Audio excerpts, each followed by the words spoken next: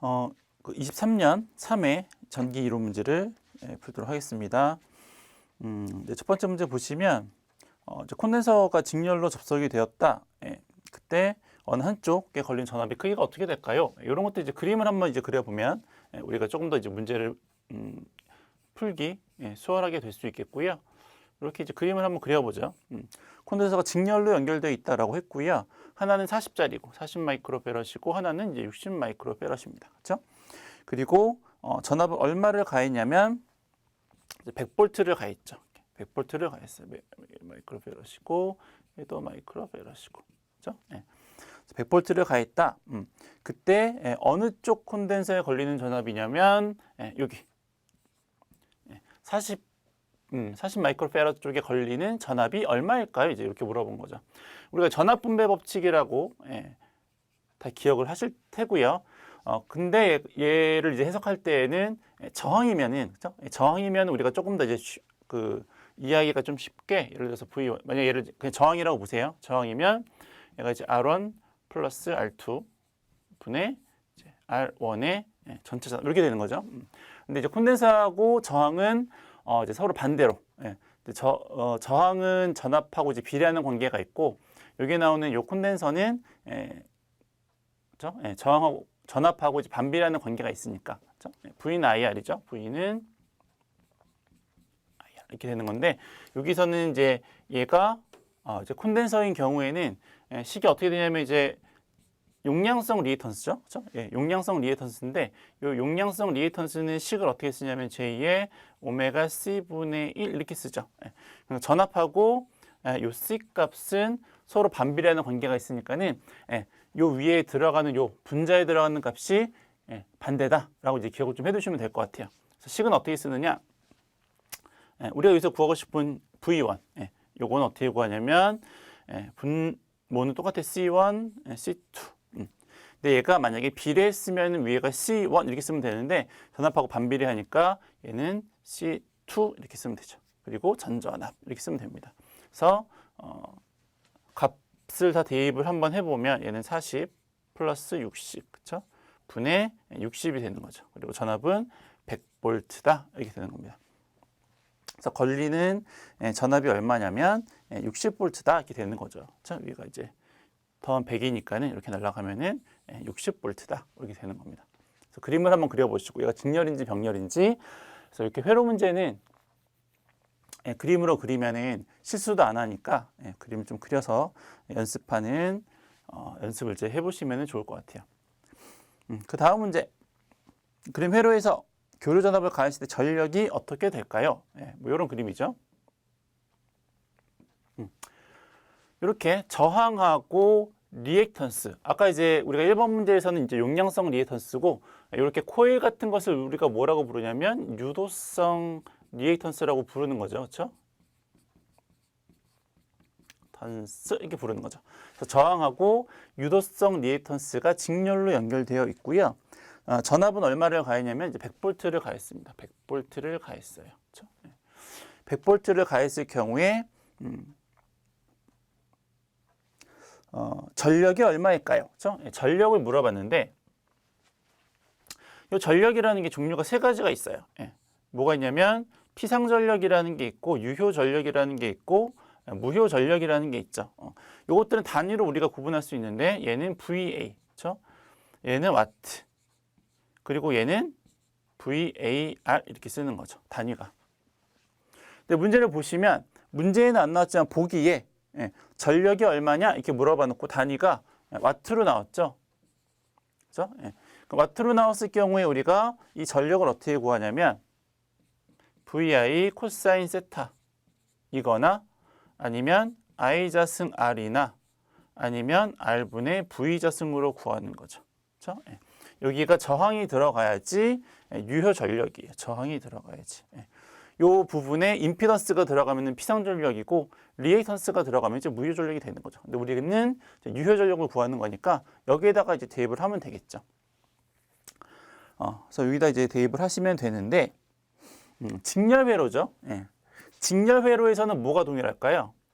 직렬회로에서는 뭐가 똑같냐면 전류에 대한 값이 똑같죠.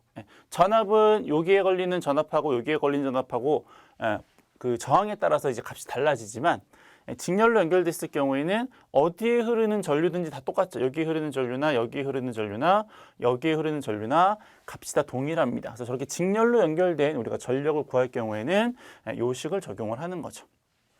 전압을 대입하기에는 전압이 부하마다 달라지니까 직렬일 경우에는 I-이 R에 대한 식을 우리가 전력 구하는 공식으로 사용한다 이렇게 보시면 될 것 같아요. 그래서 I-의 R이라고 이렇게 쓰고 저항값은 나왔어요. 그렇죠? 저항값은 얼마였냐면 6이었죠. 여기다가 이제 6을 대입을 하시면 돼요. 6, 5을 대입을 하시면 됩니다. 근데 전류값은 안 나왔죠. 전압만 나오고 전류값은 안 나왔어요. 그럼 전류를 우리가 따로 구해야 되겠죠. 전류는 어떻게 구하느냐? 여기 요 두 개를 더한 값을 우리가 뭐라고 부르냐면 임피던스라고 부르는 거죠. 임피던스는 저항에다가 리액턴스를 더한 값이니까. 그렇죠? 그래서 우리가 요 전류를 구할 경우에 전압에다가 임피던스 값을 나누어서 전류를 구하게 됩니다. 왜냐면은 우리가 주어진 회로에는 이제 임피던스 값이 주어졌으니까. 만약 저항만 주어졌으면 여기다 저항을 집어넣으시면 되고 리액턴스만 주어졌으면 여기다 리액턴스를 집어넣으면 되는 거죠. 어차피 단위가 볼트고 밑에는 오음이 되도록 이제 우리가 식을 정리를 하시면 되는 거예요. 그럼 전압은 이제 얼마라고 했냐면 100볼트라고 했고, 그렇죠? 요 임피던스 값 어떻게 구해요? 제곱해서 루트 씌우시는 거죠. 6의 자승에다가 플러스 8의 자승에다가 루트를 씌우는 거죠. 우리가 이걸 이제 계산기로 눌러봐도 되지만 이 정도는 좀 암기를 좀 해두시면 좋아요. 그렇죠? 삼각함수에서 6이고 8이면 얘는 10이죠. 얘가 3이고 4면 얘는 3, 6, 8, 10, 3, 4, 5. 그렇죠? 갑자기 헷갈리죠? 왜? 3, 4, 5가 3제곱하면 3, 3은 9고, 그렇죠? 4제곱하면 4, 4, 16이니까는 요거 더하면은 25니까, 그렇죠? 이거 맞죠? 6, 8, 10, 3, 4, 5. 요거 정도는 이제 외우시면 계산기를 뭐 굳이 안 눌러도 되니까. 그래서 이렇게 했을 경우에 요 밑에가 얼마라고 하는 거예요? 요 밑에가 10이니까. 그러면 전체 전류값이 얼마예요? 10A가 되겠죠? 따라서 우리가 구하고 싶은 값. 여기다가 이제 10을 대입을 하시면 되는 거니까. 10의 제곱에다가 곱하기 6 하면은 106이니까는 600W가 답이 된다. 이제 뭐 그러는 거죠. 그렇죠? 그래서 뭐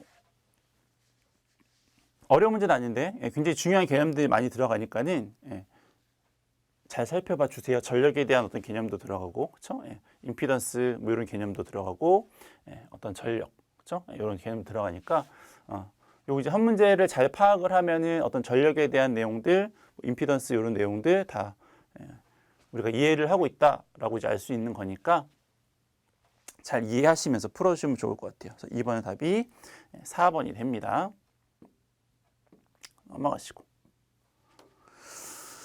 플레밍의 왼손 법칙에서 전류의 방향을 나타내는 손가락이 뭘까요? 플레밍의 왼손 법칙이 오죠. 플레밍의 왼손 법칙은 전동기의 이제 기본 법칙이 되는 거죠. 그래서 전자력, 요건 이제 오른손 법칙이든 왼손 법칙이든 똑같아요. 전자력 가운데는 전류, 얘는 이제 자속, 얘는 힘 이렇게 되는 거죠. 그래서 플레밍의 왼손 법칙에서 전류의 방향을 나타내는 것은 중지, 그렇죠? 자속하고 중지가 자속하고 전류가 있을 때 이 엄지 방향으로 이제 힘이 작용을 해서 전동기가 이제 회전을 하는 거죠. 답은 2번이고요. 4번 진공 중에 3 마이크로 쿨롱의 점전하가 있어요. 그렇죠? 여기에 점전하가 있는데 약 크기가 3 마이크로 쿨롱이에요. 그렇죠? 여기 있는데 여기서 이제 뭐 이제 전속이 이제 발생을 하겠죠. 그때에 요 점전하에서 3m가 되는 점, 여기에서 3m가 되는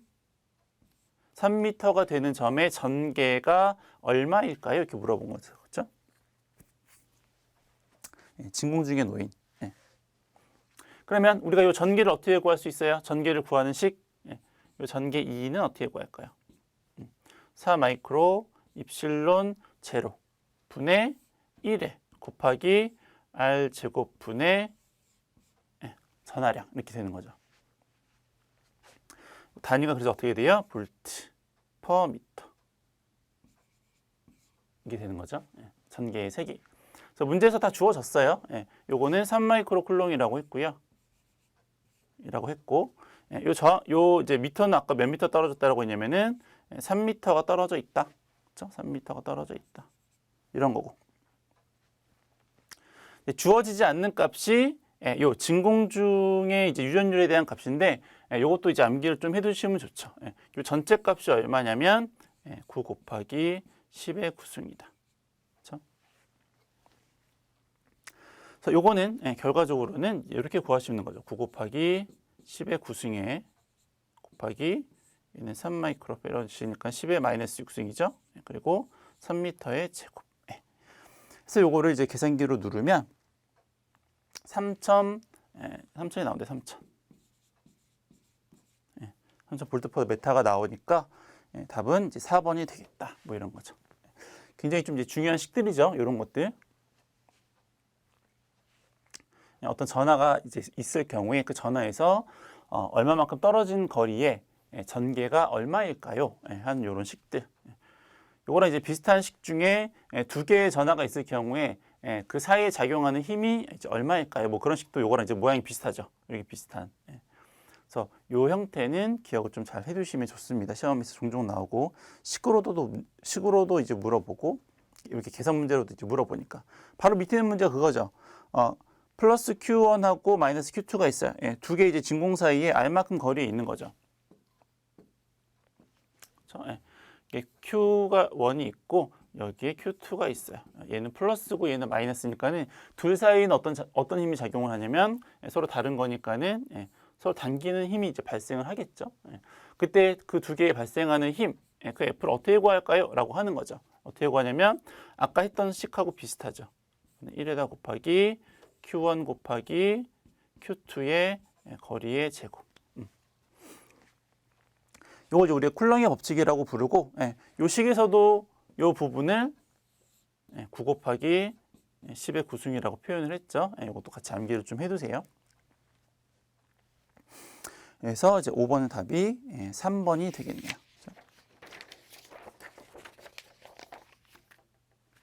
다음.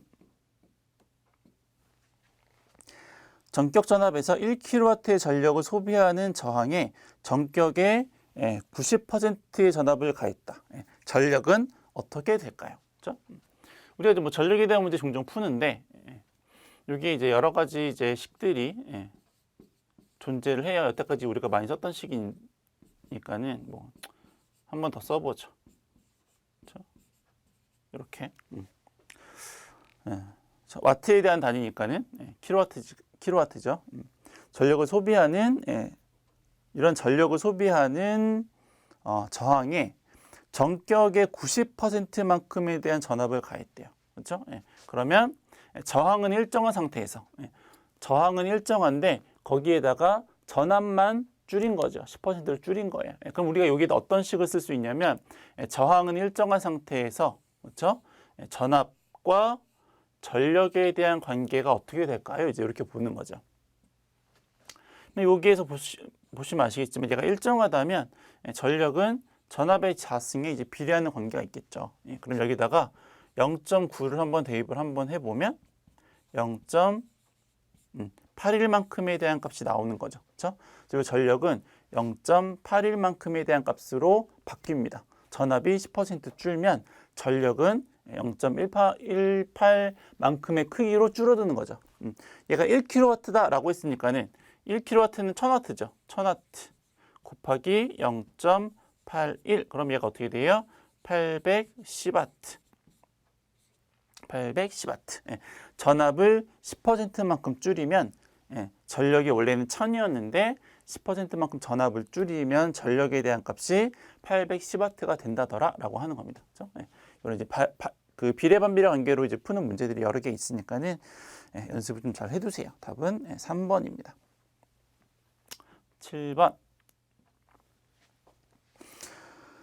다음에 나타나는 법칙이 뭘까요? 유도기 전력은 자신이 발생하는 자속의 변화를 방해하려는 방향으로 발생을 하는 것을 이제 우리가 렌즈의 법칙이라고 하는 거죠. 그렇죠? 우리가 이제 전압을 구할 때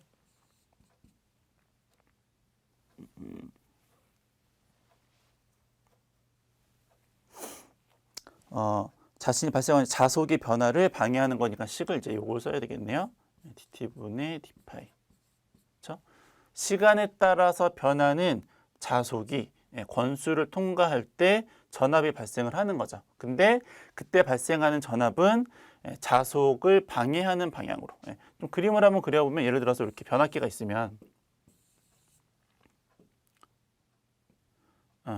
뭐 변압기까지는 아니도 뭐 코일이 이렇게 다 감겨져 있으면 코일이 감겨져 있어요.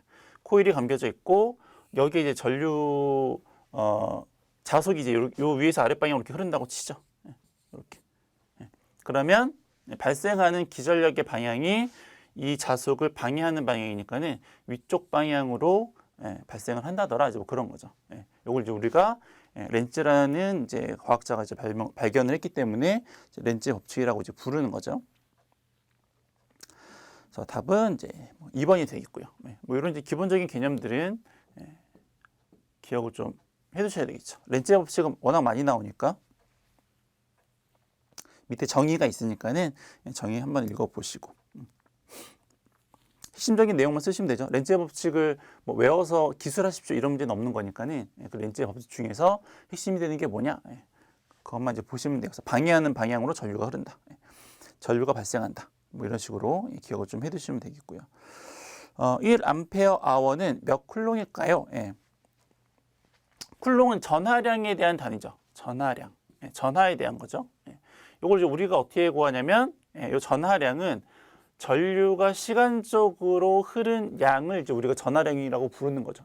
전류가 이제 시간에 따라서 이렇게 막 흐르는 것을 우리가 이제 전하량이라고 이제 부르는 거고, 문제에서는 1A/h가 얼마일까요? 이렇게 물어봤는데 1A/h는 단위를 잘 해석해 보시면 얘는 전류죠. 얘는 전류예요. 그리고 hour는 시간이죠. hour는 시간인데 여기에서 설명했던 시간이랑은 조금 달라요. 여기에서 설명했던 요 시간에 대한 요 단위는 요거는 세크예요. 초당. 근데 요거는 말 그대로 시간, 이제 1시간, 2시간 할 때 하는 시간인 거죠. 얘는 초단위인 거고. 그러면 요거를 요대로 단위를 좀 바꾸고 싶으면 전류는 그냥 암페어니까는 그대로 두고 여기에는 시간만 초로 바꾸면 되겠죠.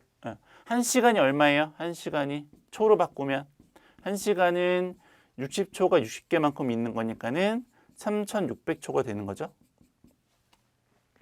그래서 얘는 1에다가 3600만 곱하면 된다라고 하는 거죠. 그렇죠? 답이 3600이 됩니다. 3600.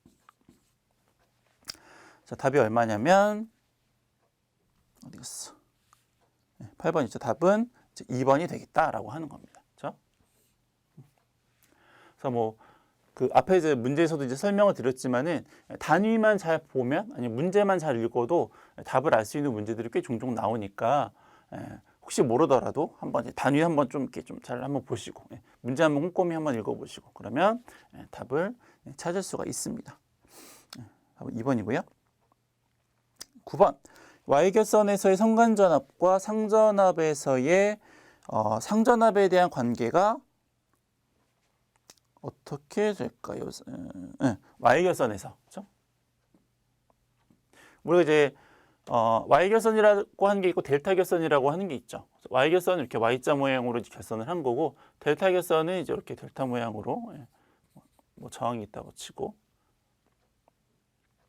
를 이제 델타 결선이라고 하는 거죠. 이렇게 얘를 이제 델타라고 부르는 거죠. 이렇게 되는 거죠. 그 경우에 특징, 전압하고 전류를 이제 볼 건데 다른 특징들은 뭐 그냥 넘어가고 이제 문제에서 물어보는 그림을 그려 보시면 아시겠지만 요게 요 선길이 걸리는 전압을 우리가 무슨 전압이라고 부르냐면 성간 전압이다. 그러니까 라인이어서 이제 L자를 보통 쓰고 그리고 요거 한 극에 걸리는 전압을 우리가 무슨 전압이라고 부르냐면 상전압이라고 부릅니다. 그래서 폴이어서 이제 P자를 이제 쓰죠. 그럼 여기도 이제 마찬가지예요. 성간에 걸리는 전압이 있겠죠. 그리고 상에 걸리는 전압이 있을 텐데 이 델타는 모양을 보시면 아시겠지만 선하고 상하고 똑같죠. 그래서 델타 결선의 경우에는 성간 전압하고 상전압하고 똑같죠. 근데 Y는 예, 봐도 좀 틀려 보이죠? 얘는 더 크고 얘는 더 좁잖아요. 그래서 Y결선하고 Y결선의 경우에 선간전압하고 상전압은 크기가 다르죠. 그래서 위상차 때문에 뭐 이거 뭐 증명하고 설명하는 거는 이제 뭐 이론 시간에 하는 거니까는 어쨌든 이제 벡터적인 합에 의해서 계산을 해봤더니 루트 3배만큼 차이가 난다더라라고 하는 거죠. 그래서 상전압보다 선간전압이 Y결선에서는 루트 3배가 크다 뭐 이렇게 되는 겁니다. 그렇죠? 전류는 여기서 이제 전류가 이렇게 흐르면 그렇죠? 선에 흐르는 전류를 우리가 선전류라고 하고 상에 흐르는 전류를 상전류라고 부르는데 Y결선 같은 경우에는 상에 흐르는 전류나 선에 흐르는 전류나 직렬로 그냥 쭉 연결돼 있으니까 그렇죠? 값이 똑같겠죠. 이 두 개는 똑같아요. Y결선에서는. 델타결선에서는 여기에서 흐르는 전류를 우리가 상전류라고 하고 이쪽에 흐르는 전류를 우리가 선전류라고 부르는데 요 점을 봤을 경우에 이쪽에서는 흘러 들어가는 거지만 이 반대쪽에서는 이제 빠져나가는 거거든요. 요 두 전류의 합이 선전류로 빠져나가는 거여서 이때도 마찬가지로 벡터적인 합에 의해서 선전류가 상전류보다 루트 3배 크게 됩니다. 그래서 이거는 이제 꼭 기억을 좀 해두셔야 되는 거고. 그래서 전압에서는 Y결선은 전압이 선간전압이 루트 3배가 크고 델타에서는 선전류가 루트 3배 크다. 이걸 이제 꼭 기억을 좀 해두시면 좋죠. 그래서 9번에서 상전압과 선간전압에 대한 관계는 어떻게 되냐면 3번처럼 되는 거죠. 그렇죠? 이렇게 루트 3배 크다 이렇게 되는 겁니다. 다음 두 개의 콘덴서가 병렬로 접속되어 있다.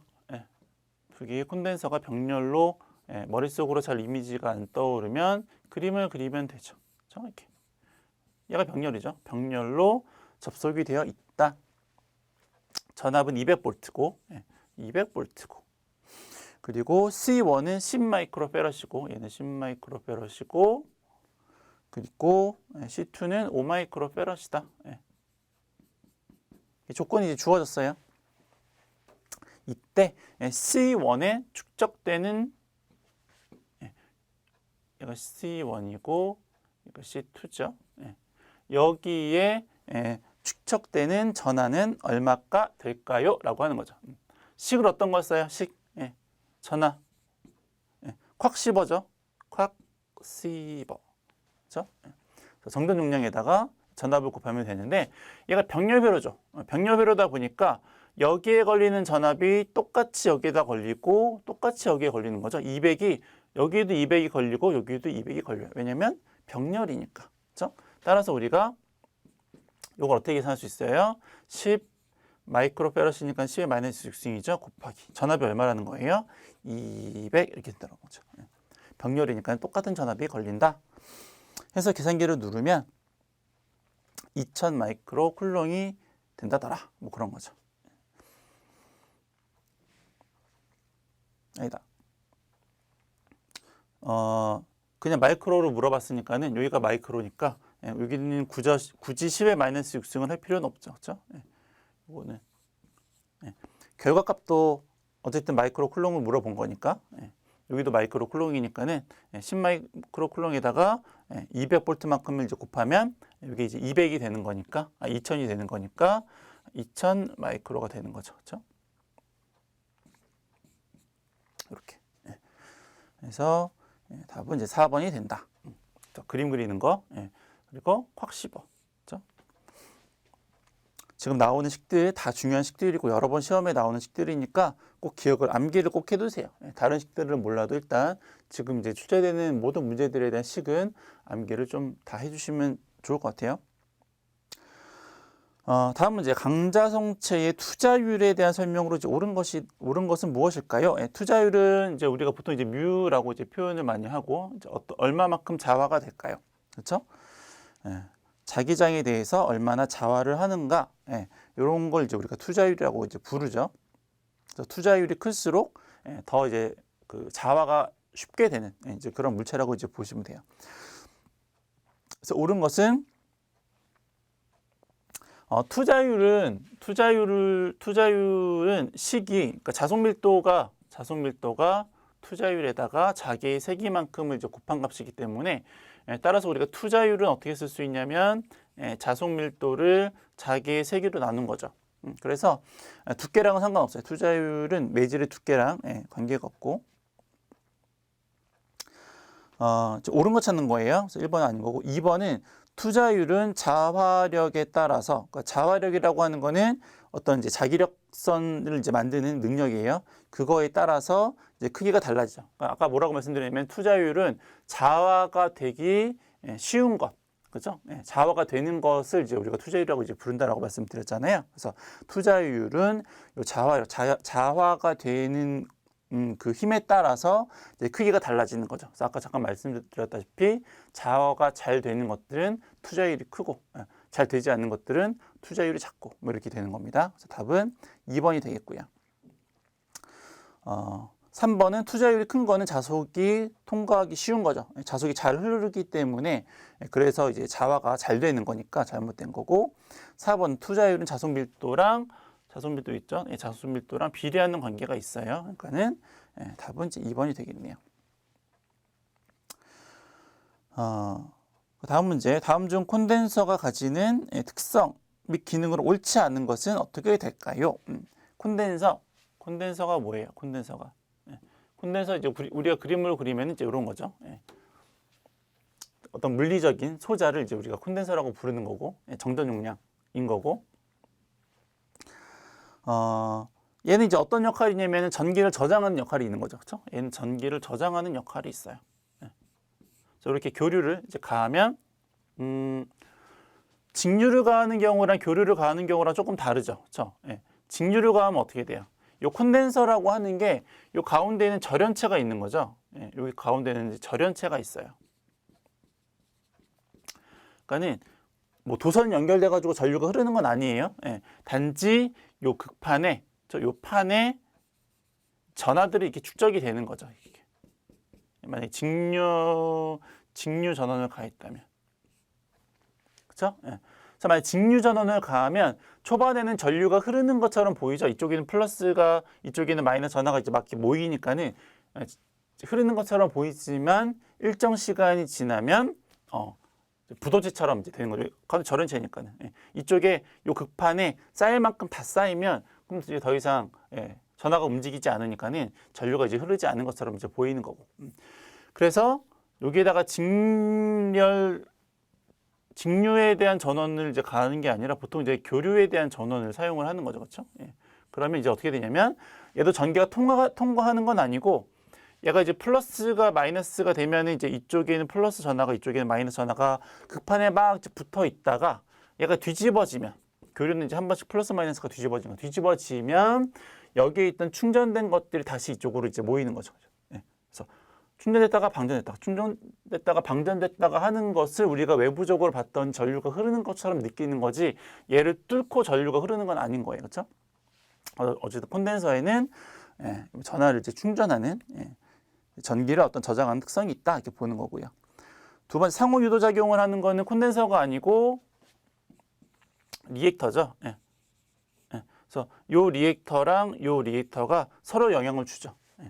그걸 우리가 이제 상호 유도 리액턴스라고 상호 인덕턴스라고 이제 부르는 거죠. 요 사이에 보통 이제 M이라고 표현을 하는데 이건 자기 인덕턴스고. 얘가 여기에도 영향을 미치고 얘가 여기에도 영향을 미쳐서 우리가 상호 인덕턴스라고 이제 부릅니다. 요거는 콘덴서에 대한 특징은 아니에요. 답은 2번이고. 직류를 차단하고 교류를 통과시키려는 목적으로 사용한다. 아까 말씀드렸다시피 직류를 걸면은 초반에는 흐르는 듯 하나 이제 계속 못 흐르는 거고 교류를 가하면 충반전이 계속 되니까는 전류가 이제 흐르는 것처럼 보이는 거죠. 공진 회로를 이루어서 얘가 주파수 용량성 리액턴스는 오메가 C분의 1이죠. 주파수에 관련된 거여서 공진 회로를 만들어서 어떤 특정한 주파수만 이제 통과를 시키거나 뭐 이제 그러한 이제 회로를 만들 수 있다라고 하는 거죠. 그래서 이제 뭐 이런 콘덴서에 대한 특징, 기본적인 개념들은 항상 알고 계셔야 돼요. 그래서 코일은 어떤 역할을 하고 콘덴서는 어떤 역할을 하고 이런 것들은 이제 기본적으로 알고 계셔야죠. 그 다음 문제는 저항 3개가 직렬로 접속됐네요. 예, 어떻게 구하면 돼요? 합성 저항은 3개가 직렬로 연결되니까 다 더하면 되죠. 예, 직렬로 연결된 경우는 3개면은 이제 뭐 이런 식으로. 그렇죠? 예. 뭐 더 많으면은 뭐 추측해가지고 n개까지 쭉 더하면 되는 거고요. 병렬의 경우에 어떻게 구해요? 병렬의 경우에 합성 저항은 R1분의 1 플러스 R2분의 1 플러스 R3분의 1분의 1 이렇게 해서 합성값을 이제 구한다. 그렇죠? 얘는 직렬이고 얘는 병렬이고. 뭐 가장 뭐 기본 중에 기본이죠. 그래서 구하시면 되고. 임피던스가 6 플러스 J의 8이래요. 임피던스 값이 나왔는데 임피던스는 저항하고 리액턴스의 합이라고 이제 말씀을 드렸죠. 이렇게 인 거고.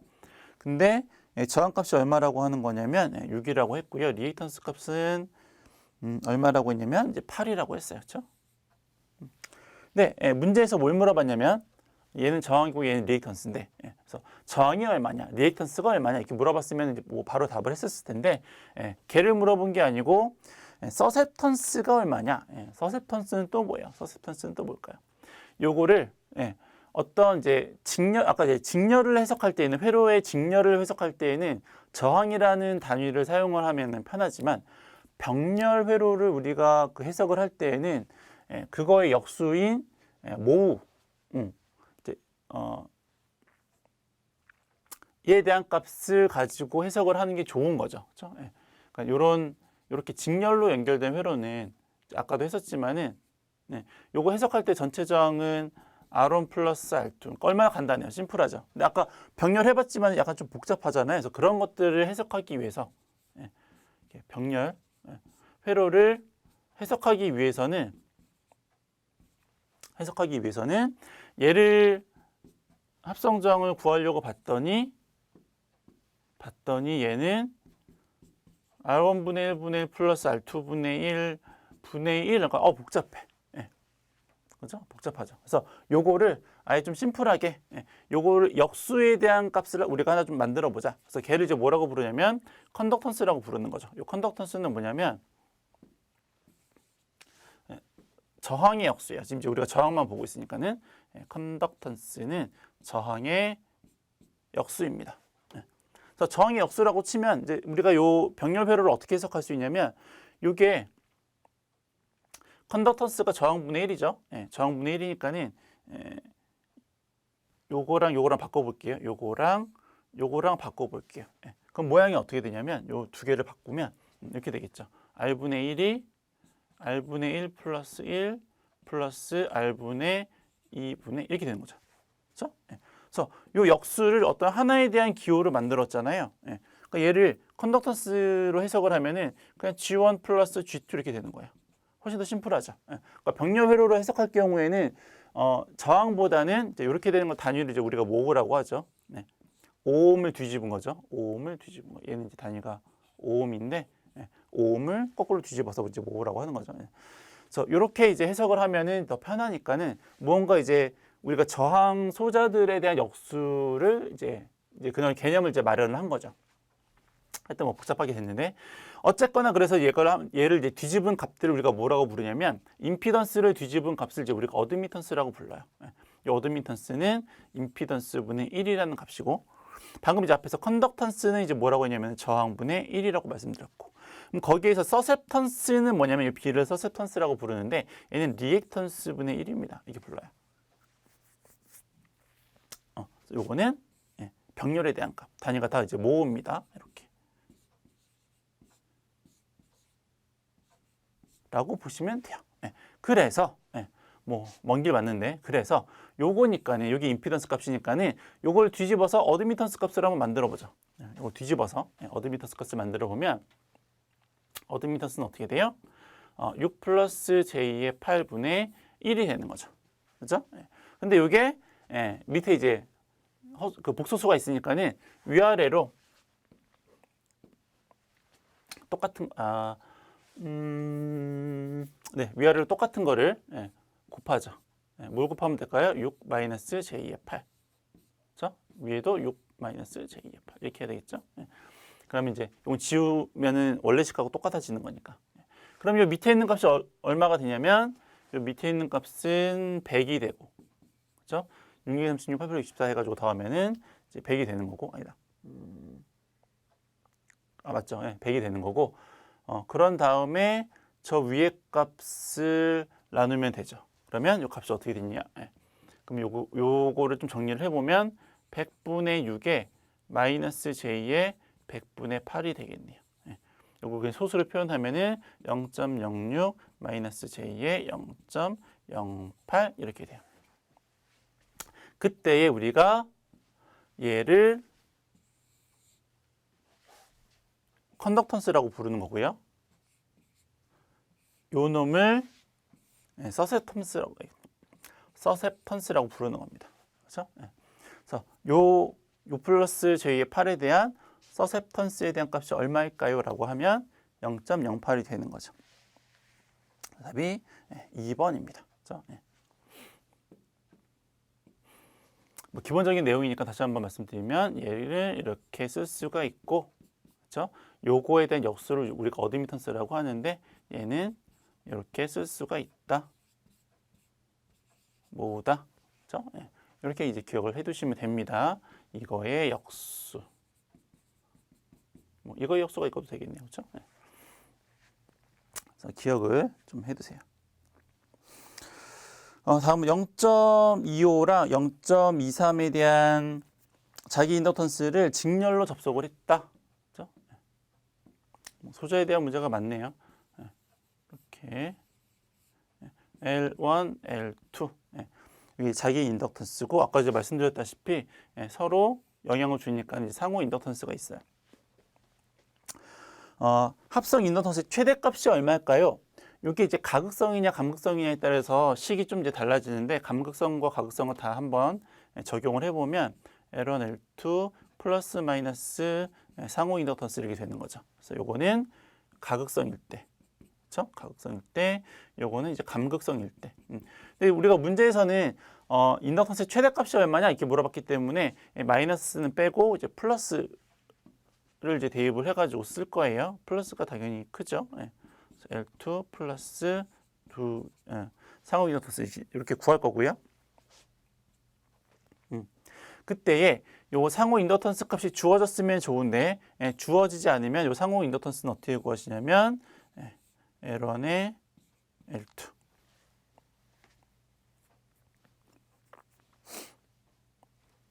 그렇죠? 그래서 요 상호 인덕턴스가 결합계수에다가 자기 인덕턴스를 이제 곱하는 건데, 요 결합계수는 누설이 없다면, 우리가 이제 인덕턴스 같은 경우에는 이제 자속이 누설될 수 있으니까는 누설이 없다면 얘는 이제 1이죠. 어쨌든 우리가 최대값을 구하는 거기 때문에 요거에다가 1을 대입을 해서 0을 대입하면 크기 범위가 0에서부터 1까지인데 0을 집어넣으면은 값이 최대가 안 되니까는 1을 대입해서 누설 자속이 없는 경우다라고 이제 가정을 하고 1을 대입을 해가지고 식을 좀 정리를 해볼게요. 따라서 그래서 합성 인덕턴스는 최대값을 구하라고 했으니까는 L2에 플러스 2배의 루트의 L1, L2 이제 이렇게 구하면 최대값을 구할 수 있다더라라고 하는 겁니다. L1이 얼마라고 했냐면 0.25랑 0.23이죠. 그러면 0.25 플러스 0.23 플러스 2의 루트에 0.25 곱하기 0.23 이렇게 되는 거죠. 그래서 계산기를 누르면 0.96캘리가 된다. 답이 2번이다 라고 이제 하는 겁니다.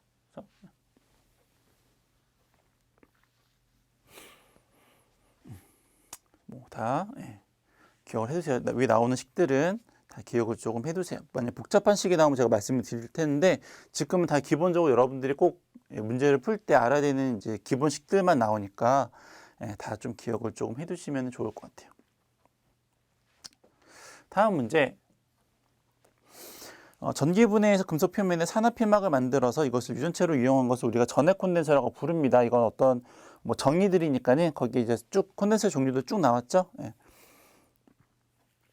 기억을 하시면 될 것 같아요. 이제 그런 여러 가지 종류의 이제 콘덴서가 있는 거니까.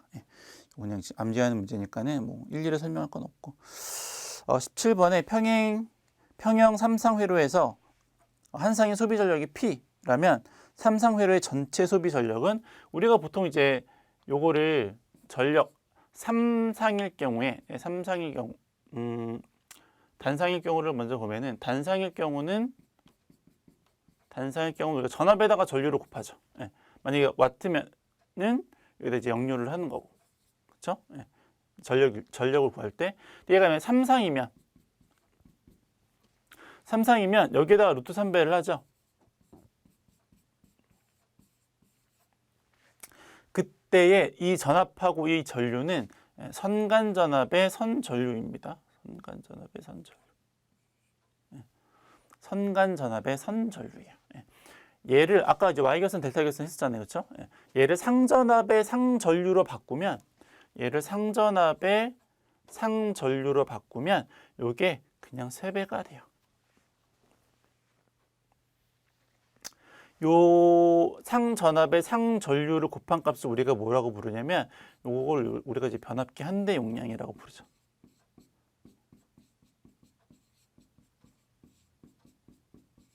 이라고 불러요. 그래서 문제에서 한 상의 소비 전력이 P다. 이제 그게 뭐냐면 요 한 상의 변압기 용량을 P로 하겠다라고 하는 의미예요.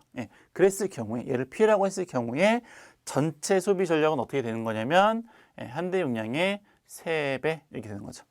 답이 3번이 됩니다. 4번으로 이제 잘못 체크할 수가 있는데 선간전압일 때는 그렇게 되는 거고 지금 문제처럼 한 상에 대한 용량이 주어지거나 변압기 한 대의 용량이 주어질 경우에는 3배다. 그거의 3배다라고 기억을 하시면 될 것 같아요. 18번. 전류의 열 작용과 관계가 있는 법칙은 열하면 줄이죠. 열하면 줄이에요. 받침이 똑같네요. 리을 받침으로 열하면 줄. 그래서 열 작용과 관련이 있는 거는 줄의 법칙이다. 그래서 I자승이 R에 비례한다. 뭐 이런 거니까는 기억을 해두시고. 다음으로 공심 솔레노이드 내부 자장의 세기가 200A 톤/m일 때 자속 밀도는 어떻게 될까요? 그렇죠? 거기 이제 뭐 공심 솔레노이드라는 말이 있는데 솔레노이드는 이제 아시다시피 이게 코일을 이렇게 감아놓은 거를 이제 솔레노이드라고 하고요. 이제 공심이라고 하는 건 여기 심이 없는 거죠. 보통 이제 뭐 이렇게 철심 같은 거를 놓고 이제 코일을 이렇게 감으니까는 이게 아니고 안에가 비어 있어요. 안에가 이제 그냥 공기가 있는 거죠. 그렇죠? 공심 솔레노이드인 거고. 이런 공심 솔레노이드 내부 자장의 세기가 200인 거죠. 200 암페어 톤 메타 인 거고 그때의 자속 밀도가 어떻게 될까요? 이렇게 물어본 거죠. 아까 이제 앞에서 썼던 식인데 자속 밀도는 어떻게 구하냐면 투자율에다가 이제 자기의 세기만큼을 곱해서 자속 밀도를 구합니다. 단위는 웨버 퍼 메타 제곱이죠. 면적에 대해서 얼마만큼의 자속이 흐르는가 뭐 이런 거니까 그때에 요 자기의 세기는 위에서 나왔죠. 200. 그렇죠? 요 투자율이 얼마인가를 이제 보셔야 되는데 요 투자율이라고 하는 것은 이제 진공 중의 투자율과 비투자율을 곱해서 우리가 투자율이라고 하는데 공기 중의 비투자율은 거의 1이에요. 얘는 요거는 공기 중에 얘는 거의 1, 뭐 1.000 얼마 나오는데 거의 1이라고 보시면 돼요. 그래서 공기 중에 투자율은 진공 중의 투자율이다라고 이제 보시면 될 것 같고요. 이 진공 중의 투자율은 4파이 곱하기 10의 마이너스 7승이죠. 그래서 요거를 여기다가 집어넣어서 계산을 하시면 됩니다. 4파이 곱하기 10의 마이너스 7승에 200을 곱하면 얼마냐? 8파이 곱하기 10의 마이너스 5승이 된다. 뭐 이런 거죠. 답이 3번입니다. 중요한 식이에요. 다 기억을 좀 해두세요. 마지막 문제 3의 마지막 회로 이론의 마지막 문제 자기 인덕턴스가 200하고 450 마이크로헬리인 두 코일이 상호 인덕턴스가 60이래요. 두 코일의 결합 개수는 어떻게 될까요? 뭐 이런 거죠.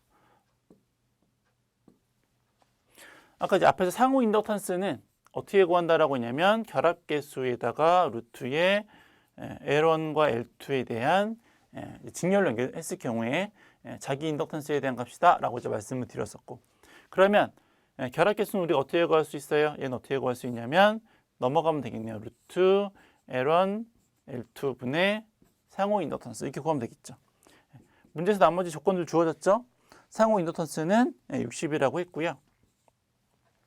L1, L2가 200하고 450이죠. 200 곱하기 450 빼 루트 이렇게 씌우는 거죠. 어차피 다 미리니까는 굳이 쓰진 않았어요. 해서 계산을 하면 얘가 얼마냐면 0.2. 아까 말씀드렸지만 얘는 범위가 0에서 1 사이예요.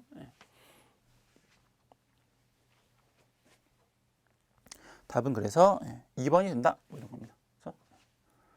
그래서 지금 이제 풀었던 공식들 꼭 다 기억을 하시고 계산 문제 다 좀 이제 풀 수 있도록, 지금 뭐 특별히 어려운 문제는 없었으니까는 풀 수 있도록 노력을 좀 해주시면 좋을 것 같아요. 그래서 23년 3회 전기 이론 문제를 모두 풀어보았습니다.